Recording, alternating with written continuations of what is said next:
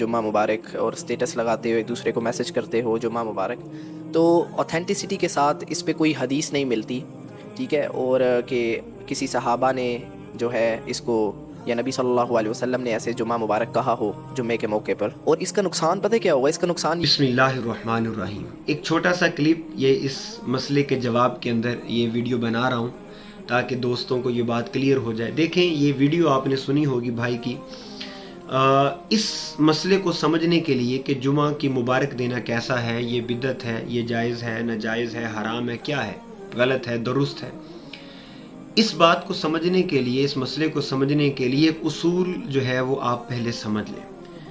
دیکھیں کسی بھی چیز کو ناجائز قرار دینے کے لیے، غلط قرار دینے کے لیے، اس کو حرام قرار دینے کے لیے آپ کے پاس قرآن اور حدیث کی نص کا ہونا ضروری ہے۔ اگر آپ کے پاس قرآن اور حدیث کی نص نہیں ہے تو وہ چیز جائز ہے، کیونکہ ہر چیز اپنی اصل کے اندر مباح ہے۔ یہ ایک اصولی بات ہے جو میں نے آپ کے سامنے رکھ دی۔ اب اگر کوئی یہ کہتا ہے کہ جمعہ مبارک کہنا درست نہیں ہے، یہ غلط ہے، تو آپ اس سے دلیل مانگیں کہ اس نے یہ بات کہاں پڑھی ہے، کیا یہ قرآن میں لکھا ہے یا حدیث میں لکھا ہے۔ ٹھیک ہو گیا ایک بات۔ یہ بھائی جو ویڈیو کے اندر کہہ رہے ہیں کہ یہ کہنا غلط ہے اس لیے کہ رسول پاک صلی اللہ علیہ وسلم نے کبھی کسی کو جمعہ مبارک نہیں کہا، صحابہ نے نہیں کہا، تو ایک چھوٹا سا سوال ہے تاکہ آپ تمام دوستوں کو بات سمجھ میں آئے۔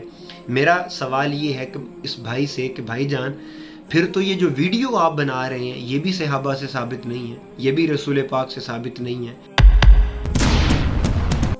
یہ کیمرہ بھی ثابت نہیں ہے، یہ ٹک ٹاکس جو ہے وہ بھی ثابت نہیں ہے۔ ٹھیک ہو گیا، یہ موبائل، یہ تمام ڈیجیٹل ایپس اور آلات جو آپ یوز کر رہے ہیں یہ بھی تو ثابت نہیں ہے، پھر یہ کس بنیاد پر آپ ان کو یوز کر رہے ہیں؟ تو ان کا جواب یہی ہوگا کہ یہ منع نہیں کیے گئے۔ ٹھیک ہو گیا، ایک پہلو سے یہ بات آپ کے سامنے رکھ لیں کہ کسی بھی چیز کے منع ہونے کے لیے دلیل ریکوائرڈ ہوتی ہے، ایک بات۔ اس کے بعد اب ذرا کچھ فتاوی جات کی جو روشنی میں اس مسئلے کو ہم دیکھ لیتے ہیں۔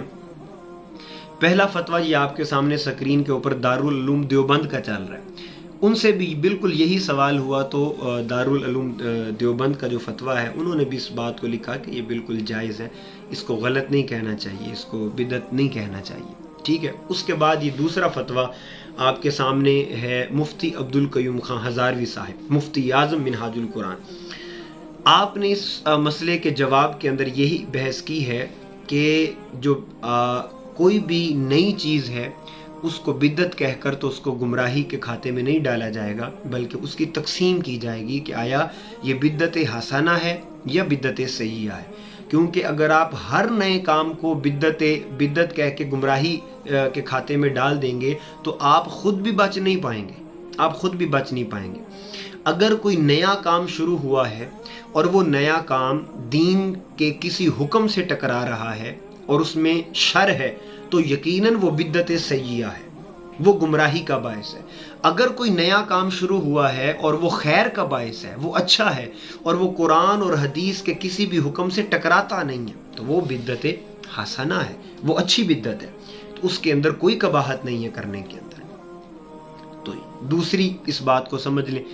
پھر اس کے بعد اگر آپ بدعت تصور بدعت کو سمجھنا چاہیں تو اس کے اوپر ڈیٹیل میں یہ کتاب میرے ہاتھ میں موجود ہے، کتاب البدع، بدعت کا صحیح تصور، شیخ الاسلام ڈاکٹر محمد طاہر القادری کی آپ کی یہ کتاب ہے۔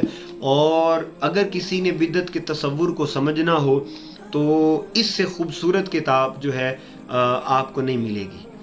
بڑے آسان جو ہے اسلوب کے ساتھ آپ نے قرآن، حدیث اور پھر ائمہ کے اقوال سے اور پھر دلائل کے ساتھ آپ نے اس تصور کو واضح کیا ہے کہ بدعت کیا ہے۔